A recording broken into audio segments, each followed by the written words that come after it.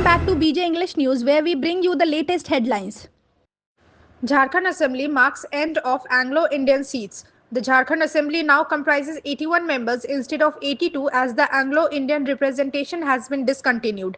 This shift results from the 126th Constitutional Amendment of January 2020, removing the provision for Anglo-Indian nominations in state assemblies and parliament.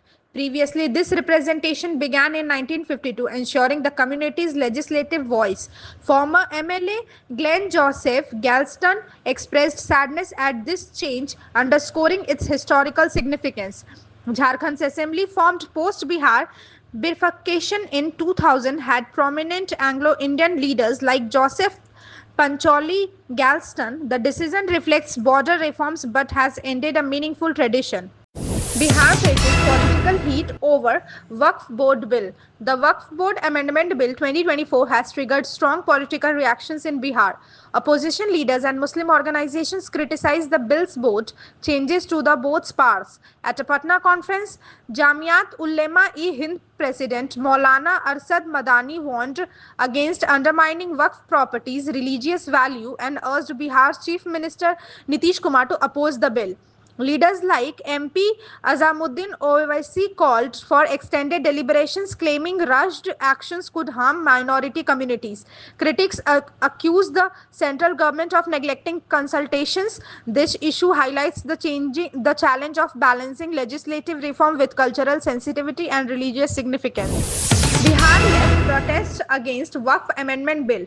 CPI-ML liberation leaders led protests against the Waqf Amendment Bill during the Bihar Assembly's winter session. The party accused the central government of marginalizing Muslim communities by targeting properties like cemeteries and madrasas. Mehboob Alam, CPI-ML's leader, criticized the bill as divisive and demanded its withdrawal, urging Chief Minister Nitish Kumar to oppose it.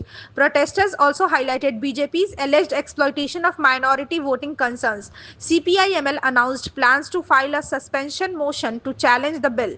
The protest reflects rising political polarization and the contentious nature of proposed reforms. Hemant Soren secures landmark victory in Jharkhand. Chief Minister Hemant Soren's leadership helped the Indian coalition win 56 seats in Jharkhand Assembly elections, reducing the BJP to 22 seats. Despite aggressive campaigning by BJP leaders like Himanta Biswa Sarma, the party's internal conflicts weakened its position. Analysts attribute BJP's defeat to lack of local unity and poor grassroots strategy, while Soren effectively engaged with voters. The victory strengthens Soren's leadership and highlights the importance of cohesive teamwork in political campaigns. This electoral outcome underscores challenges the BJP must address for future success. Diya Manjhi promises inclusive leadership in Bihar Assembly. Diya Manjhi, daughter-in-law of Minister Jitan Ram Manjhi, assumed her role as MLA for Imamganj after defeating RJD candidate Roshan Kumar. In her first address, she expressed gratitude to her supporters and a commitment to public service inspired by her family's legacy.